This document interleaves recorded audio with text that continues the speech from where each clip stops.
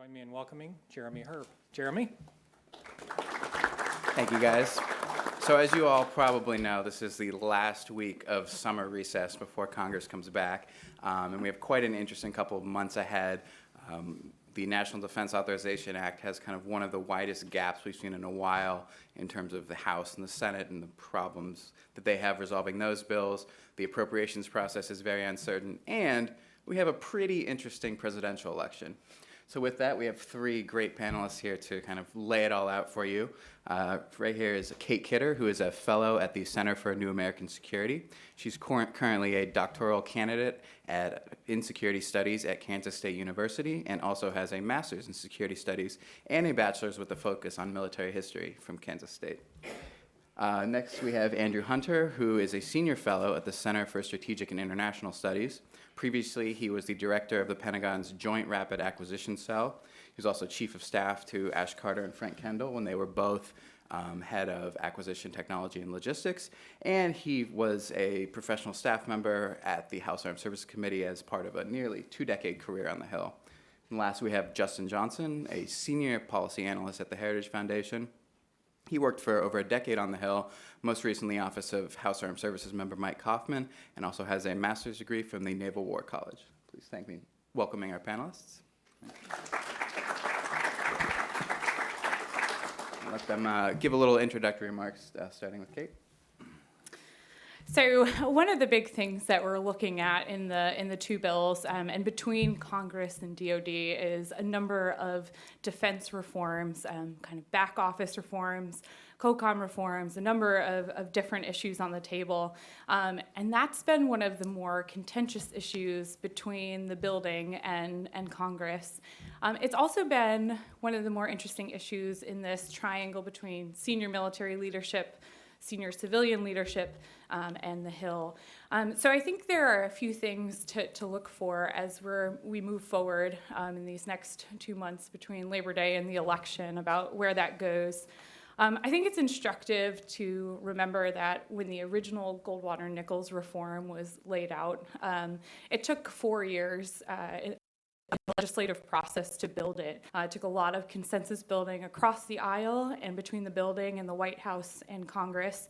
And if we look at the pace of change that's been proposed in the NDAA, particularly on the Senate side, we see that there's a lot of rapid change being proposed. And I think a number of those, the proposals are good and necessary. The question is more a question of process over substance there. I think, too, when we look at the two bills between the Senate and the House, we see very different approaches to the way that we're looking at defense reform. If we look at the Senate bill, it is much more fast-paced, and there are some really big issues on the table there, looking at cutting the number of 3- and 4-star generals, and a number of issues that rub senior military leadership kind of the wrong way, but it is also instructive to think through the political environment here. So because the House is a little more stable and Chairman Thornberry is looking at remaining chairman, where the Senate is more up for grabs, one of the things that we're seeing is that the Senate bill is a little more revolutionary and the House bill is a little more evolutionary, thinking through different specific topics. So this year, Chairman Thornberry is really taking on acquisition reform, which Andrew will speak to. I think the part of the broader tragedy of defense reform right now is that we have both a Congress who has a mind towards defense reform and a DoD who has a mind towards defense reform. There's a little disagreement as to the pace and what we're trying to tackle. So looking at Secretary Carter and the former acting Undersecretary Brad Carson's initiatives for Force of the Future, a lot of the critique that came from the Hill was that we're creating solutions in search of a problem, and that's also kind of the critique that the military leadership has towards some of the Goldwater-Nichols reforms being proposed in the NDAA.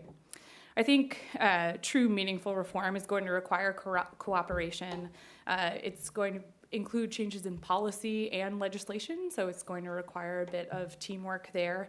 And I think that is possible. I think we've seen, so the latest tranche of the Force of the Future initiatives were proposed after the NDAA was released, but in that process, what we saw was a lot more engagement between the Hill senior military leadership and the Office of the Secretary of Defense, where those reforms came out of. I think one of the big things on the table for defense reform is going to be reform to the Defense Officer Personnel Management Act, DOPMA, which is one of the more boring, intricate pieces of legislation, but one that really is guiding the way that our personnel system is being structured going forward. So we manage our individual service members' careers based on year group.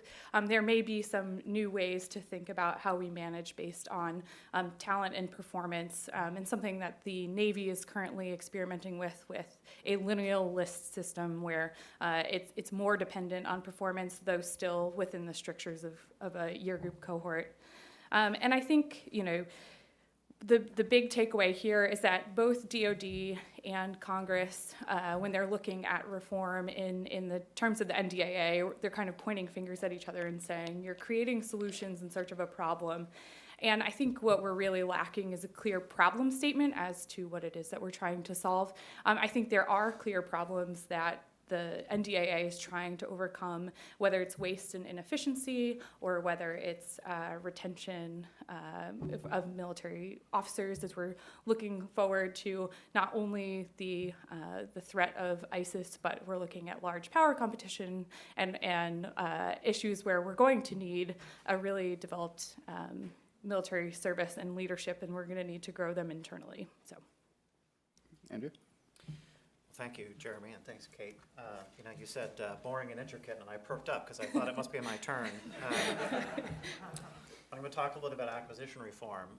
Acquisition reform has been a huge priority for both Chairman McCain and Chairman Thornberry in this year's legislation. It's actually been a priority for both of them going back some years, but they both have a major push ongoing. And normally, when it comes to a lot of issues, acquisition not accepted, there's a lot of talk before the bills come out, and then when the marks come out, you say, well, what was all that fuss about?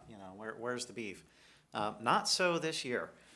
This year, there's essentially three major systemic changes to the acquisition system that have been proposed between the House and the Senate bills, two in the Senate and one in the House. A couple of them have gone a little bit under the radar screen because all the attention has focused on the move by the Senate to disestablish the Office of Acquisition Technology and Logistics, my former professional home, and replace it or rename it, depending on how one thinks about it, with a Undersecretary for Research and Engineering, and that is one of the major systemic initiatives that's underway. But it's only one of three that I would argue are in play in this year's conference. Just briefly, the other two is a major shift in how programs are structured and funded. That would be number two. And the third one is a change in the business model for how research and development is done, the partnership between the Department of Defense and its contractors when it comes to developing new technology, that I think ultimately may be the most significant of the three proposals that are in play in this year's conference. Let me just briefly outline what these changes are. As I mentioned, with the organization, how the acquisition system is structured, there's a proposal from the Senate to do away with the hierarchy as it exists today in the Office of the Secretary of Defense and replace it, essentially take it rhetorically at least back towards a structure from the 1970s, which used to be a position called the Director of Defense Research and Engineering, who was the senior acquisition official in the Department of Defense. And the focus was very much on technology. And that is the focus the Senate would like to return to. They would like to have the Office of Secretary of Defense focused on innovation, potentially on third offset type initiatives, although they may not embrace that term per se, but those kinds of approaches. And in the words of the president of my think tank, Dr. John Hamre, making that office someone who is a marksman, who is focused and really trying to bring forward a specific set of technologies that are going to enable new capabilities rather than trying to oversee everything going on in the world of acquisition. So that's the first major issue. How's the acquisition system structured? In terms of how programs are structured, this is where Chairman Thornberry has put forward a proposal that would essentially separate, in large part, the maturation of individual technologies from efforts to capitalize or recapitalize platforms. So today, you think of the program that I think of as the exemplar that's going through the system today, the B-21 bomber. That is a platform, an effort to recapitalize the Air Force's bomber assets, but it also carries within it a number of technology efforts. By the standards of our acquisition system, they're fairly mature technology efforts, but nonetheless, technologies are going to have to be developed to make that system work in terms of its signature characteristics, in terms of the performance that it's going to get out of various antennas and arrays that it needs to be able to communicate with the rest of the Air Force system and with the Joint Force. And under the proposal that Mac Thornberry has put together, you would really see a lot of that technology effort done not as part of, for example, the B-21 program, but as an entirely separate technology-focused development exercise. And technologies wouldn't actually migrate into a platform, a bomber, a truck, a ship, what have you, until they had reached a level of maturity in this technology demonstration arena and been prototyped and demonstrated more concretely. And that's a big departure. Today, there's a great focus in the system on what are called programs of record. And if a technology is not associated with a program of record, it usually has a pretty short lifespan. It's a good thing for the appropriators to say, well, if your technology may be really neat, but if it's not going on anything that I can actually buy in my lifetime, I'm much less interested in funding it. And so that's a pretty big shift. That shift is enabled by another piece of the House proposal, which is essentially mandating open systems architecture for all platforms. The idea being that you take the mature technologies, you get the platform in the field, and then as additional technologies that are relevant to that platform do mature in this technology development lane, you can spiral them in to the platform because you have an open system. The third big change is what I call the business model for innovation. And this is really about the business partnership between DoD and its contractors in doing research and development. The classic model, the model that put man on the moon, built the B-2 bomber, is a model where essentially the Department of Defense assumes most, if not all, of the risk of research and development. It pays industry for its costs, whatever those costs may be, and then it'll pay a little bit of profit, sometimes geared to performance, sometimes not. And so the risk is really on the department. The contractor is responsible for doing the work, but they're not taking on a lot of risk until they get into production. And in production, the risk starts to shift more towards the contractor to come in at projected costs. And that's been the business model traditionally. It's not the only business model, but it's sort of the traditional major program business model. The Senate has a provision in this year's bill that would put a penalty on the use of cost-plus contracts for research and development purposes. It's not a huge penalty, it's 1% of the contract value per year, but if you think in terms of the B-21 program, where you have a multi-tens of billions of dollars development contract, you think in terms of the F-35 project, where the development contract was going to end up at around $52 billion, 1% applied every year adds up to quite a bit of money over time, and it's a significant disincentive to the services to do anything other than fixed price contracts for research and development. Obviously, when you get into a fixed price type regime, that puts a lot more of the risk that the technology may not pan out or it may not deliver at the same performance as was originally anticipated onto the contractor. That's a different situation than what has been the way that it's been done in the past. So those are just three really big systemic issues. There's over 100 acquisition-related provisions in the two bills, so I've chosen to focus on a handful of them that I think are the most important. And there's definite variations between the House and the Senate bill. One thing that's interesting is that there's not actually a fundamental incompatibility, though, in the two approaches that they're suggesting. These things can be integrated together, potentially quite tightly, And so I don't see a huge conflict necessarily coming between the House and the Senate. There is obviously a fairly substantial conflict with the administration. This is one of those items which the Statement of Administration Policy says is a strongly object, hinting that it's a potential veto item or a likely veto item. And there's substantial opposition, particularly to the changes in the structure of the Office of Secretary of Defense that have been proposed. And so we're going to see what happens when it comes to this coming fall. I do think a large portion of all three of these initiatives is likely to make it into the final bill. I think both Chairman McCain and Chairman Thornberry are going to need to have victories on these issues to feel like they got done what they set out to do when the year started. So there's a lot to come, and as we get into the Q&A, maybe we'll get into more of the specifics. But let me pause there and turn it to Justin. Yeah, Justin? Great, thank you. And first of all, thank you to the panelists as the sort of pseudo-host here. Thank you for participating. Thank you guys for coming this morning. So I'm going to zoom out a little bit. We've got two actual experts here, and I pretend to be one. So I'll talk about the big picture instead. So I'm going to talk about three things. What should Congress do to finish their agenda this fall? What happens if they don't get it done? And then third, make some predictions, what I think is likely going to happen here. So what should Congress do? They should finish the defense bills. I mean, that's a pretty simple idea, I think, for most Americans. That's a good place to start. There's two big defense bills, the defense authorization that we've mostly been talking about, and the defense appropriations bill.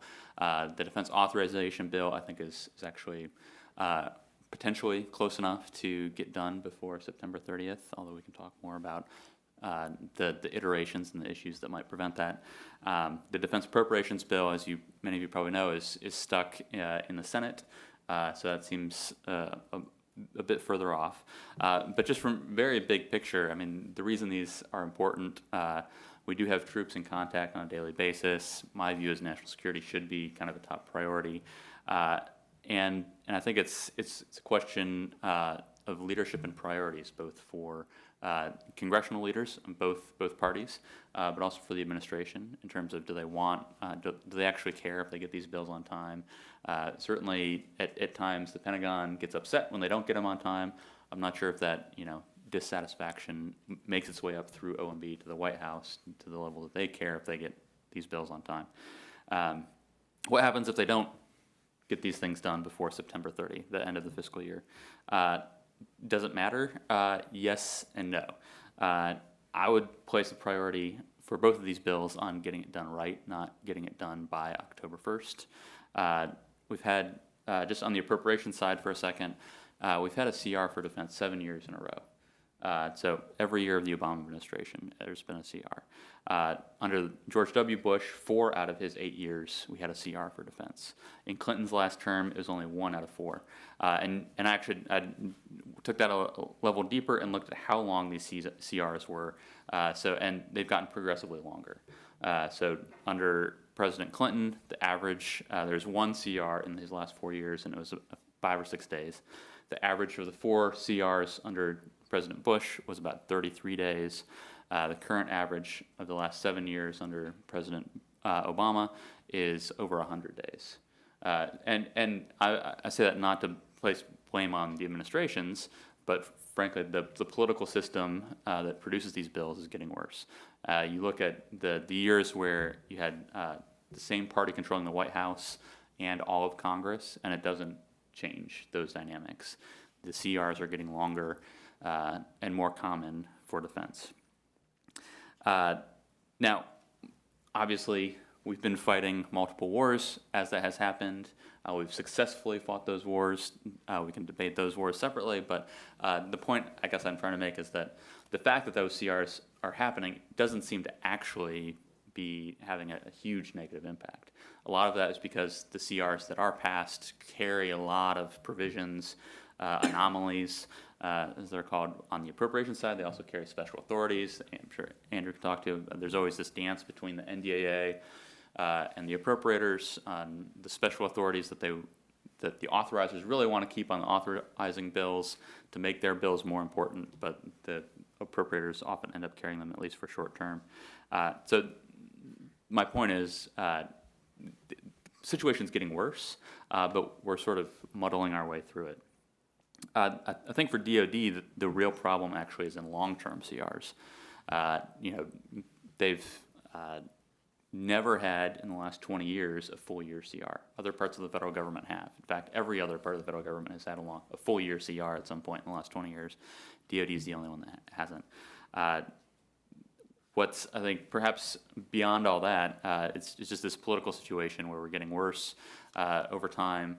The product in terms of timeliness is getting worse, and that we can talk more about what's actually going on there. I think what's concerning less in terms of the politics of it, but more in terms of the policy, is that actually makes Congress, I would argue, less effective at doing oversight and influencing national security.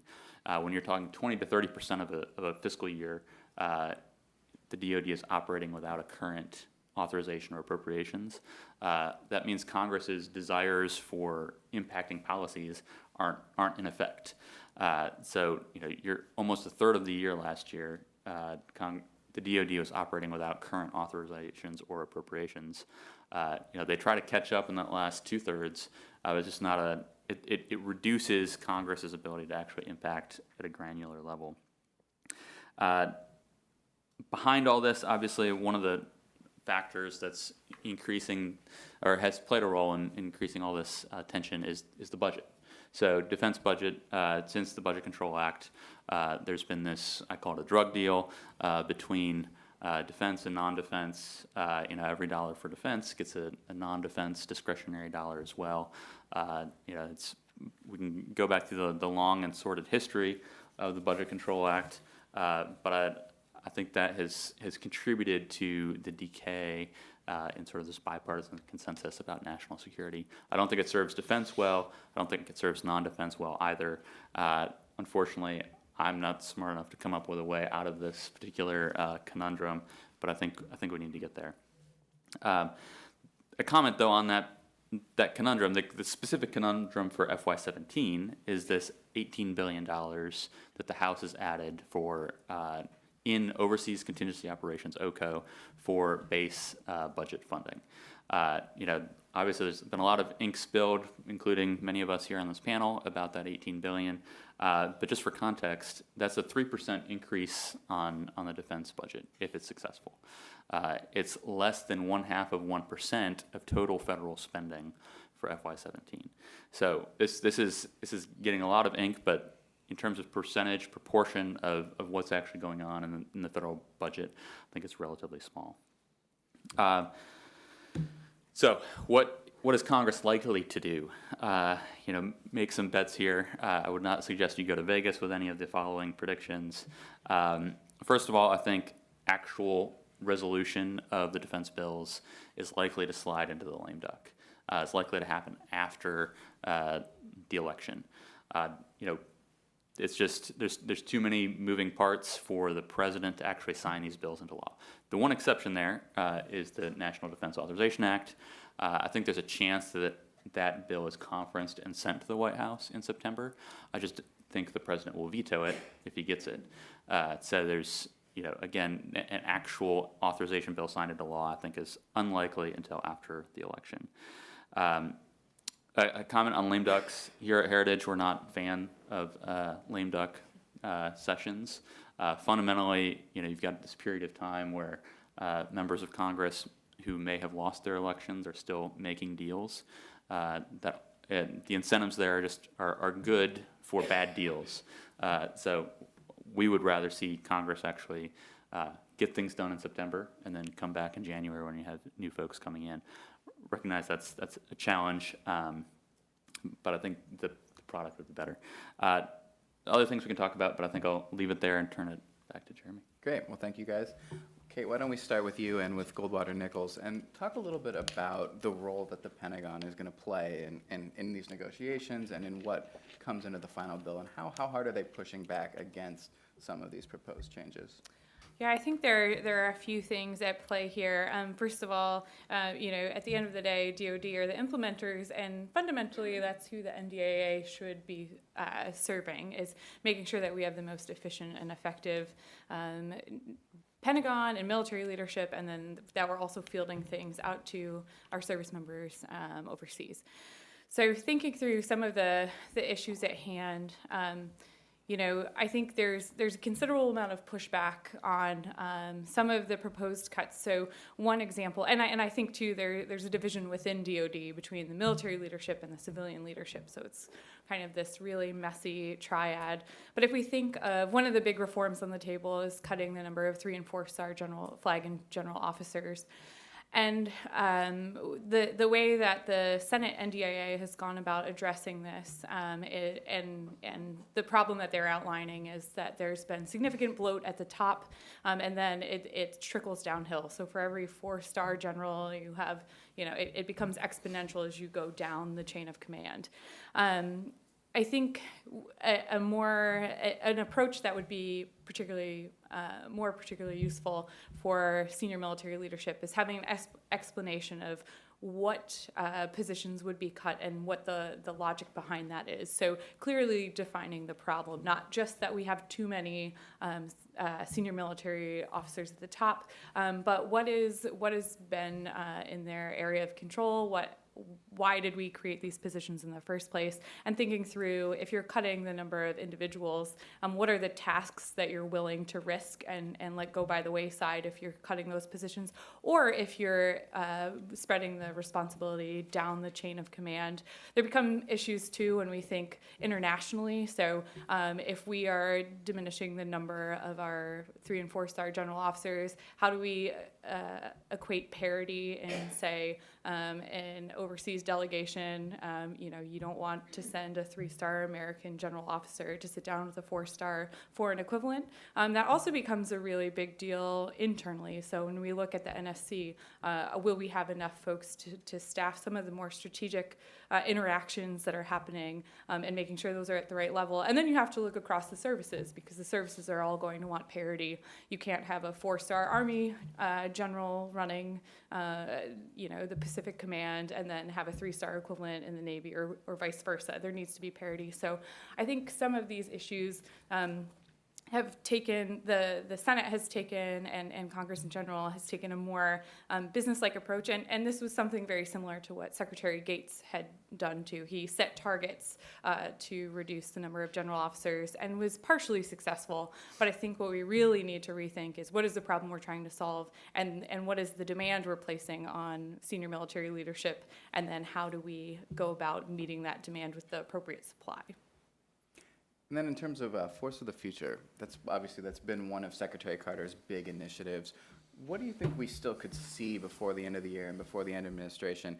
And will he need some sort of buy-in from Congress to really get done what he wants to do? Absolutely. So I think from a policy perspective, he's able to set the policy, but how he's able to support that, whether it's in legislation or in funding, quite honestly. So one of the initiatives that he's pushed was expanding maternity leave for female service members, and expanding paternity leave for male service members.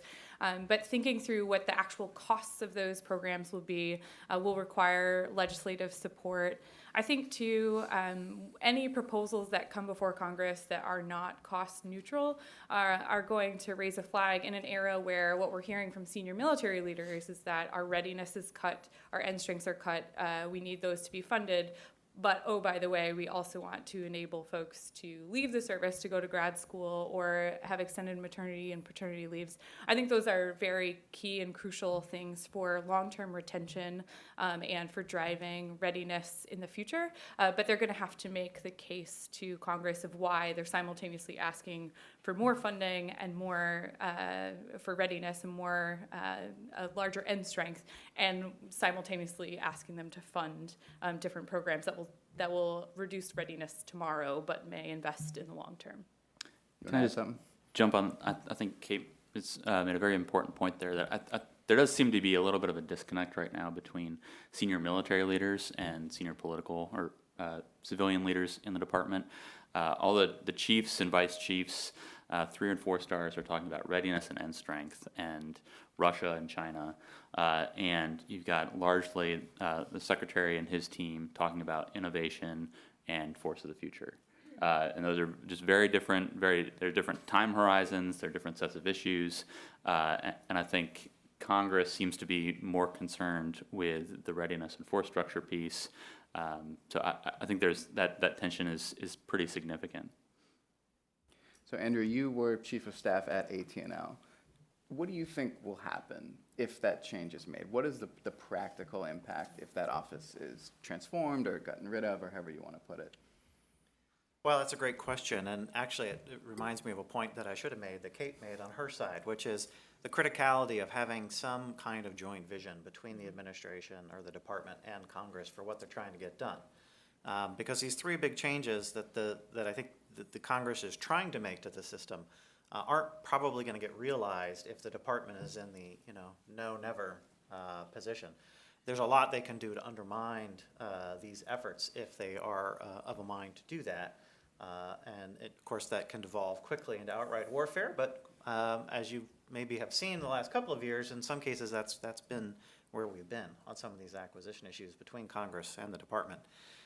So what really changes if the law changes is an interesting question. I mean, the Senate took an interesting tact with their organizational change because they specified about 30 to 40% of what the change should look like, and they left the rest up to the department to decide. So on the one hand, there's quite a bit of flexibility there. They haven't specified where do all the subordinate offices within AT&L end up. Do they go to the new research and engineering undersecretary? Do they go to a different undersecretary? It's left unstated. And the statute, by implication, the department then has the flexibility to make its own decisions. And in fact, they tasked the department to come back with an implementation plan, I think by March, which may be an aggressive time frame. And then the implication being essentially you can move out on that plan unless we tell you differently in next year's bill. So there's this mix between Congress specifying what it wants as the outcome, and then on the other hand, leaving a lot up to the department's decision making. And that is possibly also kind of a route to getting a joint understanding or a joint position. I would say in my ideal world, what you would maybe see come out of conference is a clear mandate that says we want this undersecretary to be focused on innovation, to be focused on cutting edge technology.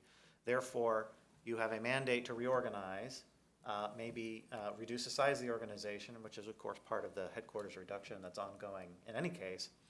But DoD, you really need to come up with a plan that understands how these things link together, how are the officials with the right functions established, and how do they relate to one another, because I think there's some interesting dynamics with the way the Senate has laid it out that creates this hierarchy of technology being over acquisition, being over logistics that may work maybe if you're focused entirely on third offset, but if you're fighting a war, it turns out logistics is pretty important.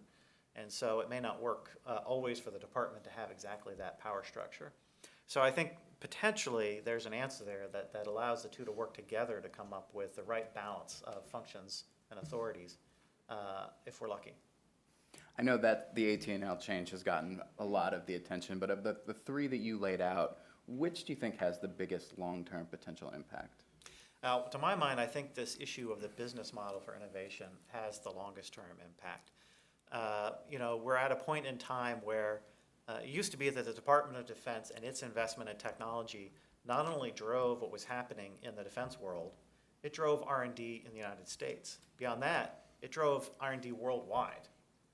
So if you were to, it's an oversimplification, but if you were in the world of the 1960s and you said, where is the research and development funding globally coming from? The answer was primarily it's coming from the Department of Defense. Today, that is not even close to being true. Today, private sector by itself is 2/3 of all global R&D, and it's a growing share, dramatically growing share.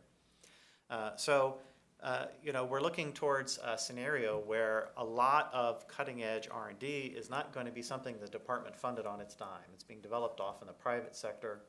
Just about every cutting-edge technology you can think of that you read about in the newspaper and popular science or whatever your favorite technology publication is, has a military application. And so the business model that says once that technology has been developed, perhaps outside the Department of Defense, has a military application, what's the business arrangement that makes it worth industry's while to work with DoD to do that and make a profit and have all the incentives that you would want industry to have? That's a huge issue. It's a huge challenge confronting the department. It's why Secretary Carter created DIUX, but DIUX is only going to be a small part of the answer to that question. I think it's great that Congress is tackling the issue. On the other hand, we don't really know the answer yet. And so the idea that we're going to kind of leap away from the system that we've used for the last 50 years onto some new unknown platform that we haven't quite figured out, that's a big step. We may not be quite ready for that. And Justin, let's turn back to the politics now. We have this $18 billion gap, not just between the House and the administration, but with the House and the Senate in the overseas contingency operation accounts. Does that have to get resolved before we're going to actually see an NDA that can pass? How do you think that gets resolved? And could the potential for a supplemental in Afghanistan, which has been talked about as we're keeping more troops there, could that help bridge that gap?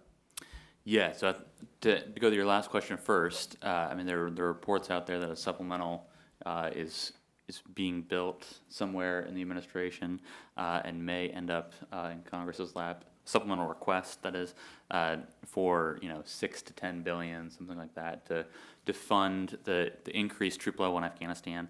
I think that really throws kind of an unknown dynamic into these negotiations. If it's just simple, sort of Republicans Congress versus the administration on this 18 billion, sort of the betting man that I'm not really would say, go for something kind of in the middle. You could see some sort of deal that's, maybe it's half of that plus a little bit for some non-defense, also again funded through OCO. Not a responsible way to do this whole thing, but I think that could be a likely scenario. When you add in though an actual OCO increased request from for Afghanistan, that makes it significantly more complicated to see how that plays out. All that said, I think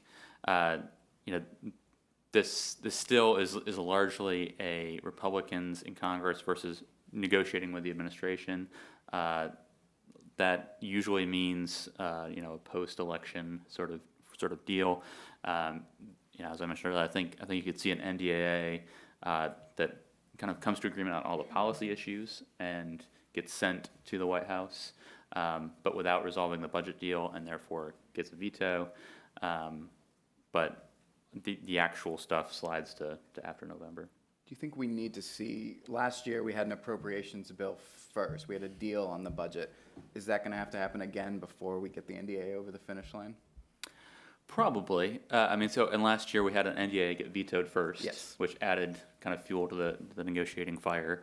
I could see that happening again, but I mean, getting an NDA in place or to the president's desk depends on a lot of dynamics that Kate and Andrew are talking about between Senator McCain and Chairman Thornberry in particular. And we can talk about the politics of all that because I think it's pretty interesting. But I do think the final NDA that gets signed into law will probably be after there's a defense appropriations bill, whether that's a standalone or omnibus or something like that. So all the things we're talking about here are normal negotiations in a normal year, but this really isn't a normal year given the election that's going on. How do you think the outcome in November affects what happens, when it comes to the defense agenda in the fall? If Donald Trump wins versus if Hillary wins, does that throw a wrench in the negotiations? And if the Senate flips as well, I'm just curious to kind of hear all your thoughts about how that could shift what the final product is that we see. Go ahead. Can I just say, I want to maybe deviate from your question a little bit or take a little issue with it. There is something about this year that I think is not normal, which is that we really started the year and both defense authorization bills were written, in my view, with the expectation that there was going to be a veto in this process along the way. Now, even last year when we had a veto, it was very much in doubt through most of the year. Will the president really veto it? He threatened the veto. He's threatened vetoes before. Is he really going to veto? And ultimately, obviously, he did. And I would say, at least it appears, that there was no political price paid for that veto. And so So we started the year with this new fact on the ground. Well, yes, this president is willing to veto a defense bill, and it didn't really seem to hurt his political standing very much, so the odds of him doing it again are not trivial. And so you see both the House and the Senate bill, it seems to me, effectively written in a way that says, all right, this is our pre-veto position, knowing that we're going to go to some other position in the post-veto world. But my point is, the veto is baked in at this point. The administration has made it very clear with its statement of administration policy, in my view, that another veto is coming. And both House and Senate bill was written with the expectation that they're probably going to get vetoed. And that's different. You mentioned I was in Congress for way too long. I can't think of another year during my time where the veto was a foregone conclusion. Makes me a little nervous, because once you start thinking about one veto, then you start to say, well, maybe there could be a second veto. Maybe there could be a veto, bill could be modified, sent back to the president, maybe it could get vetoed again. And you have this interesting dynamic where it's Obama's last year, so him signing the bill or not signing the bill probably isn't going to make a major difference in his legacy either way, whomever the next incoming president is going to be. And potentially Senator McCain, depending on election outcomes, and there's like 4 or 5 different possibilities, he may be a lame dunk chairman in one form or another. And so there could be some really interesting dynamics here at the end game, and that, I think, is different from where we've been in the past, even when there have been vetoes. I think the Trump question too, right? So I think if Hillary is elected and the Senate's on the line, I think either scenario sets up the House side to be kind of whatever the stable message is that the Republicans are going to hold going into the next administration. I think there's a lot up in the air too about how even if the Senate holds Republican, if for some reason Trump wins and we have a Republican Senate and House, how Congress is actually going to work with or against the administration, and whether it's Democrats in Congress or Republicans themselves. I think we're starting to see fissures within the party thinking through these things. So it puts a real imperative to kind of sort all of these issues out before September 30th, regardless of the outcome of the election, to really put forth a comprehensive defense strategy and kind of take all of this uncertainty out of the picture. Whether or not that will happen is another question. So I sort of agree with Andrew, and I sort of disagree. I think what's interesting, looking at last year's veto versus the scenario we're in this year, last year, the president basically, when he vetoed the bill, said it was about Guantanamo Bay, restrictions, and the budget. The only thing that the whole bill was recycled except for budget changes, and he signed it. So I think what that points to is that last year, at least, the fight really was about the budget. That what's potentially different this year is that the list of provisions that drew these veto or cryptic veto threats in the statement of administration policy is the list of those provisions is longer. A lot of it in the acquisition realm, and I think Andrew's exactly right that the president last year, no one really paid any consequences for that veto. The big question, though, this year is if you're a month out from an election, not does the president pay a consequence, but are there consequences for others in elected offices, either positive or negative? So, for example, Senator McCain, assuming he wins his primary today, if he's in a tough fight, does it help him politically, potentially, to be in a big fight with the president over defense issues and to want a bill that gets vetoed? Possibly. I don't know. I'm not a political analyst, so I don't know how you square that circle. But those are the types of things that I think actually will drive some of the outcomes in the next 30 days. Does Senator McCain, does Senator McConnell, does the Speaker, does Chairman Thornberry, how do they judge kind of the ground, the political ground, and do they want a defense, veto fight? If so, I think they can set one up. One more thing from me, and then we'll open up to Q&A. I just want to hear, you guys have obviously studied this bill closely. What's one thing most people aren't thinking about that's in there that you're really watching? And also, I'm just curious your take on what happens with women in the draft, because that's one of the other looming issues.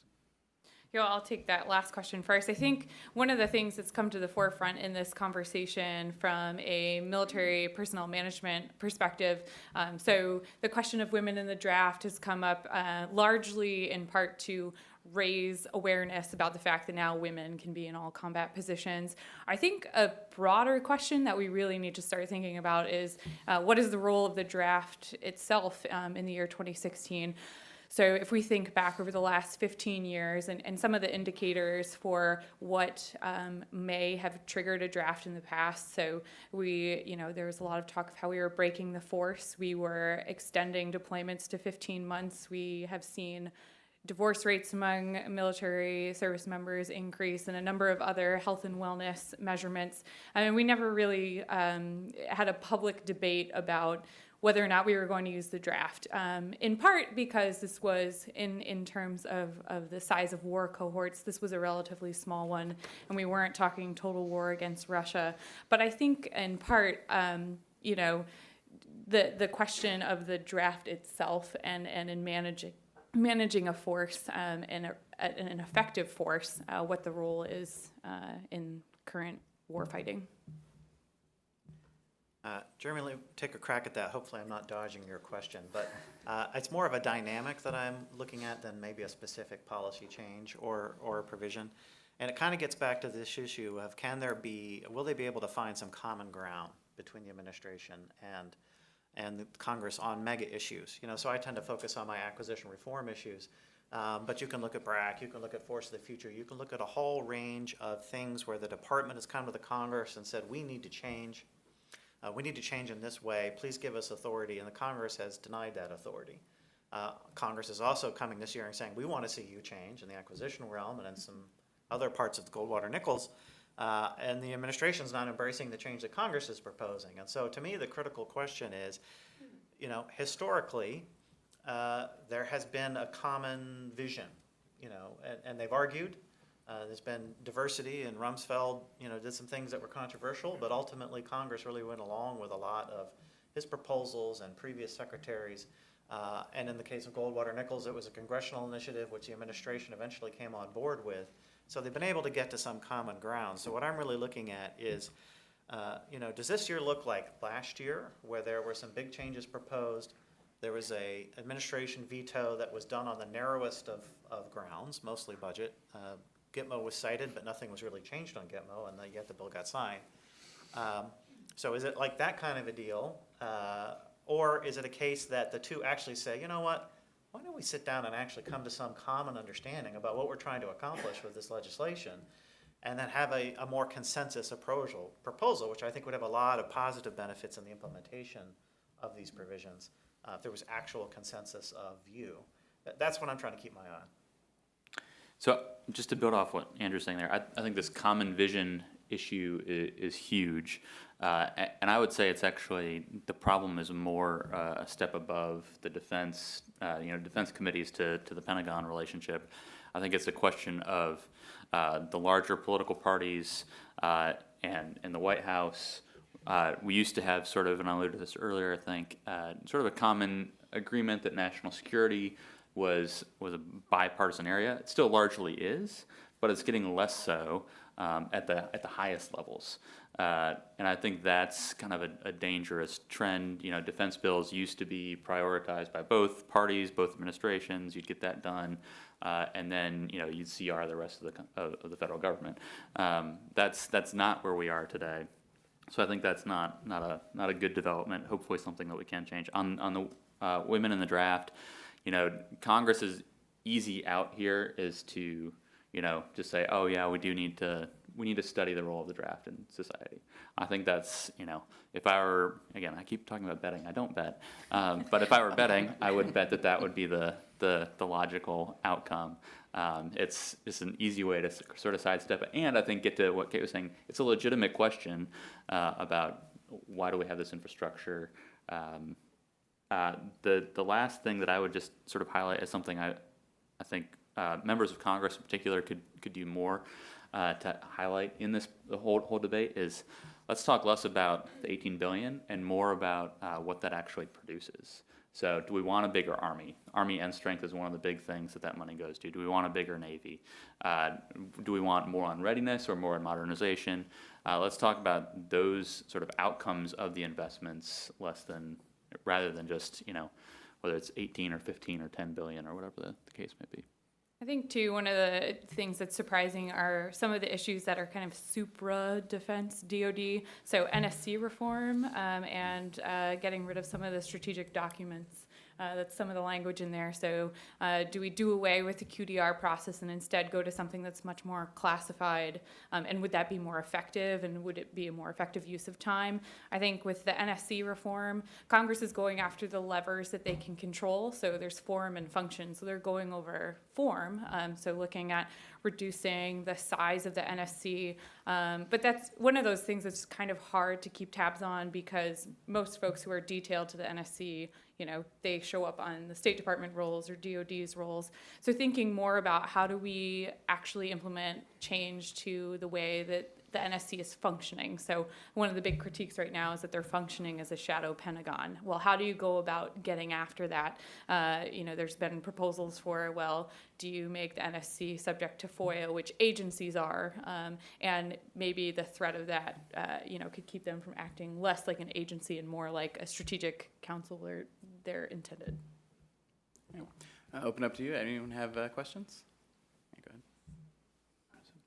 There's a mic behind you. Thank you. Hi, Lee Jung Greco, Flight Global. I had two questions, actually, kind of both for Andrew, but would like to hear from the rest of the panel as well. You talked about separating the program, the tech maturation, and you also had an interesting comment on Bomber. My only thought on this is that perhaps that would exacerbate the problem we already have where the research arms want to keep researching technology until it gets to a really exquisite, perfect phase, whereas the rest of the DoD wants it in their hands immediately. So do you think that this separation would exacerbate that?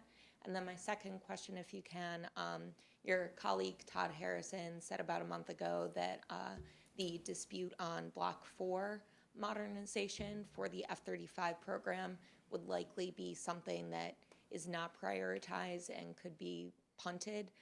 So for the rest of the panel, just wondering if you think that's something that's going to be put off for a bit. Yeah, that dynamic certainly could be the case. If you're, not having a clear deliverable always makes one tempted to keep going and going. I will say that the House bill addresses that concern. They've basically, and it's they've addressed it so completely that one could argue that it's almost in the opposite direction. So they've specified that in this tech maturation world, things should be ready to go in 3 years. And they're also supposed to be $50 million or less. So they're constraining the time and they're constraining the money in which you can pursue initiatives in this technology development fund and kind of, I hate to use the term lane, but that they've created.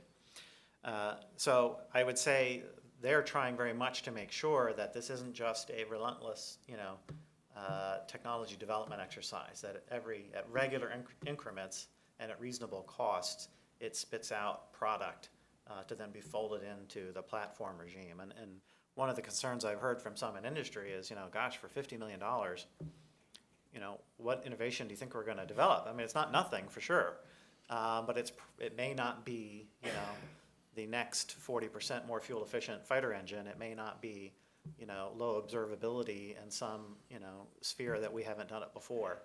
It's going to be pretty challenging to really push the envelope. It may not be hypersonic capability for $50 million in 3 years. So I think the concern has very much been that it's actually so tightly constrained the way they've constructed it that it may be hard to do some of the more cutting edge work that the department has to do. Now, having said that, the House bill incorporates some flexibility into it. It's not an all or nothing game. They've given the department the ability to not do open systems architecture in certain cases, and they're not necessarily saying that technology development can only happen in 3 or $50 million increments. But one of the concerns that I have is when you take a construct and you say, okay, this is the norm, this is what we want to establish as correct and normal, then everything that doesn't fit that pattern starts to look potentially incorrect and abnormal And it creates very much an incentive to say, if we can possibly make our program fit into that pattern that Congress said it was looking for, we're going to do that. And of course, that's the intent, right? They want to push the department in this direction. But these kinds of arrangements can definitely, I think, gain force over time as people kind of forget the way it used to be, or forget that there were a lot of caveats in the way the system was constructed. And if those caveats aren't written in the statute, then they quickly become, what was in somebody's head who's been gone for 10 years. On the F-35 Block 4 question, I would be very much in the realm of speculation. I would just point out that I think you can look. People talk about, are these solutions in search of a problem? And for example, on these acquisition reform provisions or Goldwater Nichols. Well, in a lot of cases, the problem that I think that people are trying to solve is the F-35 program. Whether you agree with where Senator McCain is coming from on the F-35 program or not, I mean, clearly the structure of that program is informing a lot of what he's doing in changing the acquisition system. So, and I would say that it's not necessarily a whole lot of enthusiasm for the way things went in the F-35 program historically on the House side either.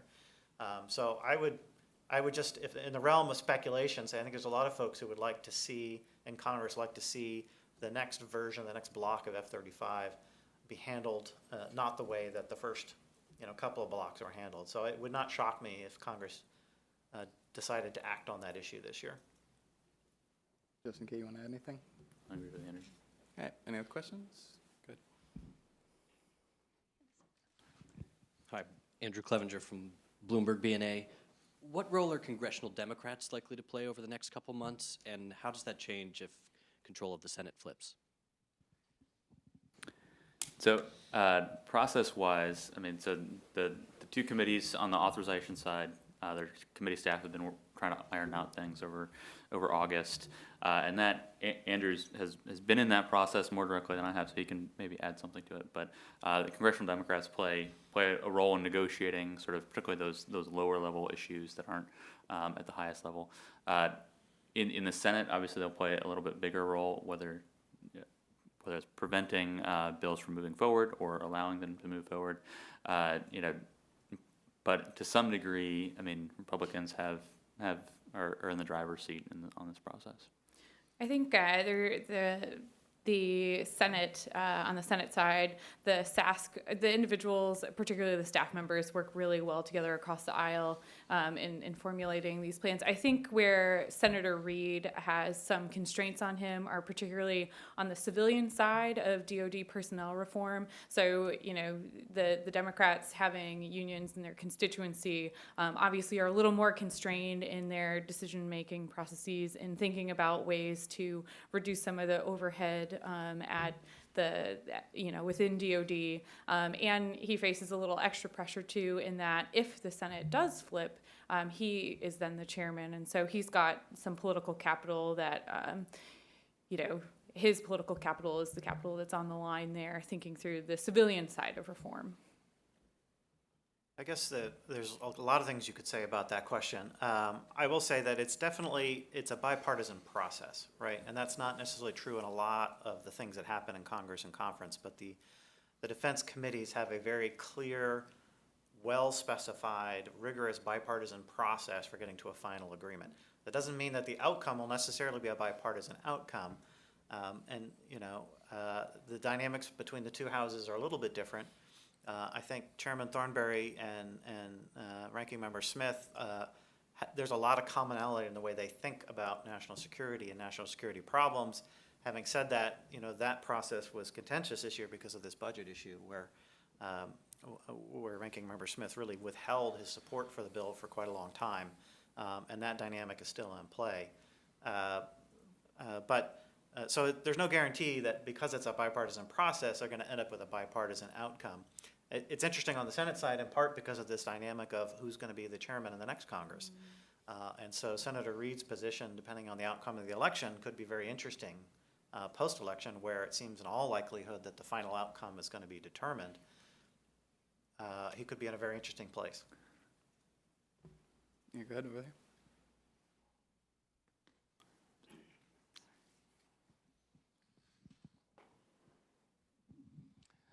I really have two issues. My name's Chick Feldmere, and I have my own company as of June. But getting back to Jeremy's comment of what's in the bill that was a surprise, and I guess I'm a victim of Andrew Grove, only the paranoid survive, but in the Senate bill, the definition of the national technology industrial base changes. All at once, it's not the United States and Canada, it's the United States, Canada, the UK, and Australia. Now, I'm not so concerned with Australia, but I am concerned about some companies moving facilities to the UK. And in certain procurement areas, you're up to 75% of the contracts are must be national technology industrial base. DOD claims it never saw it, it did not put it in, and no one's claiming credit for this. And I'd like to know your thoughts on that. Do you think it will survive? And if so, is this the opening of the gates? Do you think we'll see even more countries added to the national technology industrial base? And my second issue is with Justin. You began your presentation with predictions. Given that the services are hours from completing their FY18 submissions, what's your feel of when and if we're going to see, an FY18 presidential submission? Is it going to be March, April, or later? And second, could you give me your view? I've heard on the Hill that we'll have a CR completed for defense by December. And more recently, I've heard that we might be celebrating Easter by the time we'll still have a CR, and I'd just like to get your view on that. Thank you. Thank you. I'll defer to Andrew on the first question, if you want to tackle that. Yeah, no, it's a great question, and it's definitely one of those under-the-radar issues because there's just so much in play, right? In any ordinary year, that might be the big issue, but this year it barely can make the front page. Just for those who don't know, that the statute today says that the National Technical Industrial Base is the United States and Canada. A lot of people don't know that Canada's in that part of the definition. Now, having said that, there's a lot of subtlety to this because there's two other factors that come into play on the positive and the negative side. On the positive side, there's also a Reciprocal Trade Agreements Act, which says that if the U.S. has a reciprocal trade agreement with another country, it won't discriminate against their suppliers. And so since we have reciprocal trade agreements with most of our major European allies, for example, when Airbus was competing for the tanker, they were able to do that in part because the countries in which they manufacture are reciprocal trade agreement countries of the United States. So on that side, there are ways to sell your products even if you're not formally considered part of the national technical industrial base. On the negative side, there's quite a few restrictions that don't include Canada, that just say in the United States. Specialty metals is an example of that. The Berry Amendment stuff, which for the non-initiated tends to boil down to food textiles, and food and textiles are the biggest items, where you have to be made in the USA 100% to sell to DoD. So it's really it's kind of a nest of slightly contradictory provisions that it takes several lawyers to work your way through. So what's interesting to me with this proposal to add the UK and Australia to the list of being essentially North American industrial base, we're gonna have to rename it, right, because it's not North America anymore. I get a lot of people saying, we don't know what it means. What does this actually do? And I've had that from folks from the UK and the embassy and other places, so we're not quite sure how to think about this. It seems positive. We like to be considered part of the family, but we're not really sure what it means. And I'll be honest, I'm not sure what it means. I haven't quite figured it out. At the end of the day, concretely speaking, what contract then can someone get that they couldn't get before? I'm not sure. So it's very much an unknown, and I have honestly no idea what it's likely to happen in conference. On the two budget questions, one, when will we see an FY18 budget? No earlier than March. Historically it's been between March and June when a new president submits his or her budget request. My guess would be if it's Hillary Clinton, it would be on the earlier end of that, because I would suspect that there'd be more commonality in sort of budget perspectives. If it's President Trump, maybe a little bit later. CR length, I think at this point, I'm skeptical of a CR that goes all the way till springtime, in part because I think that the two kind of driving factors, as I see it on Capitol Hill, are sort of the budget hawks and the defense hawks yet again. And I think the defense hawks are skeptical of long-term CRs because of the pain it causes the DoD. So, I would expect at least the initial CR to go into December. There's always a potential for a second CR extending beyond that, but I think most likely scenario is a sort of December, Christmas time, for better for worse resolution. With that, I think we are out of time. Thank you all for coming. We'll see what happens in the next couple of months.